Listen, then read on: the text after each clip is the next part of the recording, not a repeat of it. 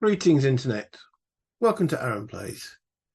In this video I'd like to do a before action report and an after action report of a battle or game of Death Valley, which is Great Battles of the American Civil War, First Winchester. Now in two prior videos I've gone through an after action report of two separate sessions.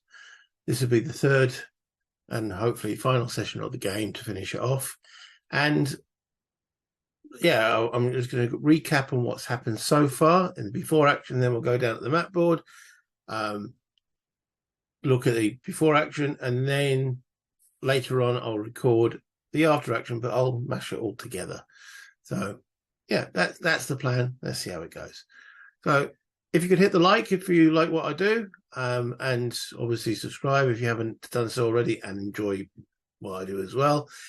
And comments are always much appreciated. Remember, these are all the things that allow my channel to grow and reach more people that are like-minded like us. So anyway, let's go down to the board.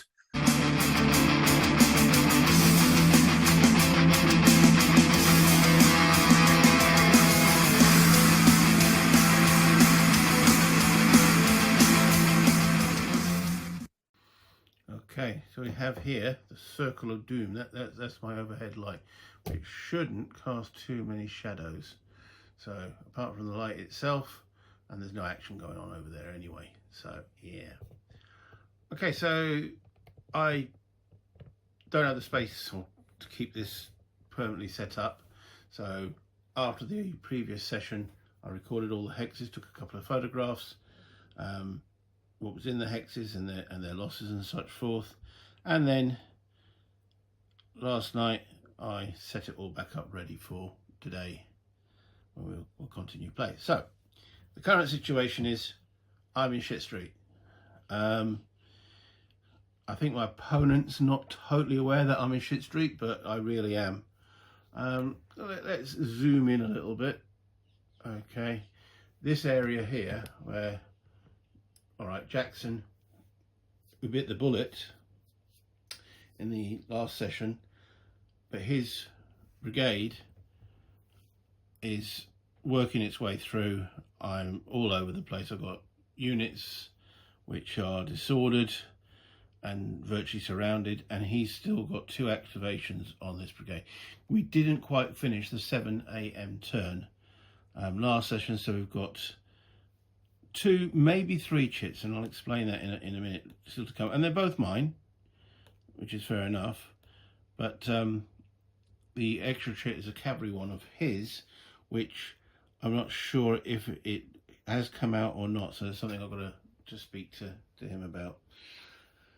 However, so we have a lot of concentration of, I mean, okay, this area is in fog, so that makes his artillery fairly mute, though he can bring it forward a little bit. He's pretty much as close as he can get with his guns. But he has got some infantry in this area. Okay, they're disordered. They're not. This brigade has been so far, and he's got a couple of collapsed units here, but he's got enough strength here. But this is the main place I'm worried about. This is a whole fresh brigade coming up, and the only thing that is actually in their way is one tatty little US cavalry unit. And if, let's just zoom out a little bit, if this brigade can get its act together and hit this in the flank, I think it's game over, man. As someone said in an Alien movie, game over, man, game over.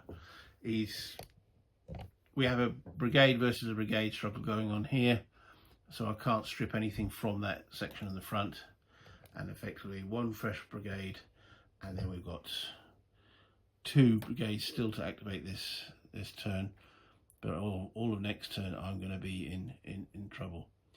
So we've been keeping record of different activations for, this is me and my cubes. If you watched any of my other videos, you know I like using these little cubes. So, and they're color coded to the brigades, so we can keep track of how many activations each have for the fatigue rules. And yeah, at the present moment, you can see right at the back here, there's a Jackson chip with a white to show that whoever it was winder has been, and he's still got 2 potential activations with those ones. And then, as I say, there was a cavalry chit which he had upside down, which wasn't in the pot, so I'm not sure if that's been or not. I can't remember, so hopefully he can. I still have a cavalry chit and a commander chit, Williams, in the pot, but Williams has already been. But then, you know, got to hold the line, you know, fatigue or not fatigue. So that's the situation, and I will be continuing with this in after today's action. So we'll probably get, well, we'll definitely finish at 7 AM. We've only got 2, possibly 3 chits, and hopefully we'll get most through, if not complete, at the 8 AM turn. I've at least avoided an auto victory for the Confederates. He had to get off between those 2 blue cubes there, a brigade, by the end of 7 AM. He hasn't achieved that. So if he doesn't get something off by 8 AM, the victory levels after we count out victory points will actually shift 1 in the Union favour. And if he doesn't get a brigade off by 9 AM, they'll shift 2 in my favour. I should imagine if I'm taking quite severe losses now, and yeah, it's trying to keep the units on the board as best as possible. Anywho, that's enough waffle. I'll come back with the after action report later. Hi there, we're back to do the after action report of First Winchester, effectively the remaining of the 7 AM turn and the 9 AM turn, 8 AM turn, where the fog persisted. We finished the gaming session with 1 hour left to go, and we realised that the Confederates couldn't win via the victory conditions. So my opponent, John, decided that, well, we both sort of decided that maybe it's best if we move on to the next scenario, which will be Port Royal, or Cross Keys. Probably Cross Keys, actually. I haven't got the space to do the combined. However, I'm tempted to actually play out the 9 AM turn on my own, do it solo, because the situation that's developing is still quite interesting. So let's go down to the map again and let's have a look. Okay, so that's the map in its entirety. So this pink line here denotes that this is out of play. So the play area is literally just this. So the Union started here and holding on to with 2 brigades and some cavalry regiments against 5 Confederate brigades, though that did arrive pretty tired coming along this road here. So in the 7 AM turn, fog descended, and pretty much everything sort of this side of the board here became shrouded in the fog, which affected artillery and infantry fire. You couldn't fire beyond 3 hexes, and when you fired point blank, you know, adjacent hex, the fog had no effect, but if you fired 1 hex away, there was a +1, so we did start doing a +2 modifier, and then at 2 hex range it was +2, and that's when we realised that we'd been doing it wrong slightly. But it doesn't matter, the fog was dispersing by the time 8 AM came, and it was at +1 rather than +2. So yes, the attack here with 3 brigades by Jackson at the end of last session, Jackson bit the bullet. And looking at the victory conditions, that's going to shift the victory level 2 in the Union favour. Also, between these 2 blue points, by the end of the 7 AM, for an automatic Confederate victory, a brigade had to exit between those 2 points, which didn't happen. And at the end of the 8 turn, if he hadn't got at least 1 brigade off here, then shifts the Union victory level 1 point upwards. And if you hadn't done it by the end of the 9 turn, which I said we haven't done, that would have been 2 levels. So at the end of the 8, we counted victory points, and I was sitting on 32 because I was getting victory points for units still remaining on the board and such forth. And that's an automatic strategical victory in its own right and shifting. So from a competitive game point of view, it was no longer a competitive game. But from a historical point of view, I think there's still some juice in this. And I think I actually would like to do the last turn solo, especially if you guys want me to do it. So at the present moment, the after action report wise, the pressure here mounted up, it turned into basically a to and fro melee. No one was strong enough to finish it off. I had to actually bring in one regiment from this command over here to over here just to help bolster. I've lost a couple of gun batteries. I've lost a cavalry unit. There's guys here that are collapsed. There's one regiment here which has taken absolute, I mean, all right, that's 3. Which is this one? Yeah, 6 step losses. From one combat, he couldn't retreat. He was getting cut down. So most of my units here are battered, but then again, so are his. He's got, let's see, collapsed unit in here. Yeah, collapsed units here. So the Confederates' small units frailty means they buckle quicker. Also, the fog caused command problems, so we weren't able to get maximum efficiencies. Jackson was maybe getting 2 until he pegged, and then Ewell took over command. That's why this counter's here. So let me just zoom a little bit in on that. So Ewell, being the overall commander, meant that Jackson's lot were out of command, and even because of the fog, Trimble was out of command. So the only actual command at the time was Taylor, who was coming up this road here and then swung into the left flank. But because the rest of his command is now under attack orders, they're struggling to catch up. So with 1 hour to go, depending on command and activations, can the brittle now Union forces here be cracked by what's left of the Confederates in and around this situation here? Without their overall commander, that might be a bit tricky, but they're starting, because it's going to be clear. So they've got an artillery camp here, command range will be extended, and in this area again we're looking a little bit on the weak side. Yeah, all right, it's only 2 steps and low ammo with a gun, but there's enough strength here to push on. I can't see them getting off the board because the Confederates get 1 point for every unit that exits. Yeah, look at the halo of doom there. It's 1 point per unit that gets off that board edge, whereas I get 2 points as the Union for every regiment that's still on the board. Hence why I've got quite a lot of victory points. But if they get collapsed and folded, well, it could end or lower the victory total. So I think, you know, from that point of view, I think it's worth continuing. So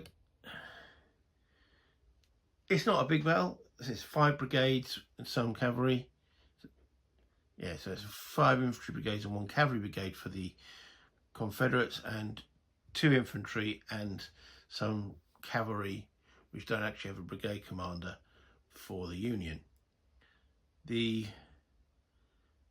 overall, I would say it's an excellent scenario, especially if you're new to the system. There's enough here. It does take a long time, especially if you are new. There are reading those rules, there are exceptions to exceptions, which does make it a little bit tricky. But you do start to internalize it, and the more you play it, the less we were having to refer to the rules. So looking at what I was doing on these charts here, okay, this is one of the things I find a little bit tricky. So each of the I mean, the Union were able to get 4 efficiency. That's pretty much 4 of these chits in. So we were recording how many. So each one of these is color coded to the brigade's color. So that refers to them each having an activation. So as you can see, there was 3 activations for each. I mean, on the 4th chit, I decided not to activate anything because they're already going to take a fatigue. So I didn't want to accumulate any more fatigue. And so saying, oh, and this is just to hide so he doesn't know exactly what I put in the pot. We have another collapsed Union unit there that routed. So we're coming back over here. The fatigue levels. So I'm using little markers, tiddlywinks, color coded, so trying to alleviate some of the stacking problems that's around, which has the fatigue level and the order level on it, and it relates to that yellow command in that hex there, whereas the white currently has fatigue. He's out of command and attack. How is he out of command? Well, there's Banks. Banks to Williams is the divisional leader, but Williams to Donaldson's way out of command range, hence why out of command, and they would get 1 less activation anyway, so I wouldn't have been able to play, even if I wanted to, where I showed you those little cubes, I couldn't play a white activation because they were out of command. So yeah, overall, you know, if you haven't got this game and you're not, but you do like the American Civil War, I can't recommend it enough. I have been dabbling with the Great Battles of the American Civil War ever since first edition of 3 Days of Gettysburg came out. But this is probably the most sustained period I've played of this system. And the more I play it, the more I like it. It's so rich with the history, but it's also rich with decisions. So if you like the American Civil War, you like tactical games, I can't recommend this enough. Anyway, let's come back up while I round off. So that's it. That's all I've really got to say, other than I think I'm going to do a playthrough of this and of the last turn. I'm not sure if I'm going to do just play it and then do an after action just like I've done here, or actually go into the nitty gritty and record what I'm doing, a la like I do with a lot of the games that I've been playing. So, well, give me your thoughts. I'm not going to pack this away. Normally I'd pack this straight away, but I've got no pressing need for the table. All right, Anzio needs to be finished, but I've shot a few videos in advance on that one, so I can cheat a little bit and keep this up for a while. So I could do this tonight. I might do it Friday night, tomorrow night, or the night after. So yeah, let me know. You know, comment. You know, if you want me to do the last turn, if you're interested, put a comment in. And also, you know, as per normal, like, please. It all helps the channel. Subscribe if you haven't done so, if you enjoy what I do. But as I say, comment. It's what I enjoy the most, talking to you, my viewers. So yeah, Great Battles of History, Great Battles of the American Civil War, Death Valley, Battles in the Shenandoah, if I pronounce that correct, and yeah, this one, First Winchester, by internet.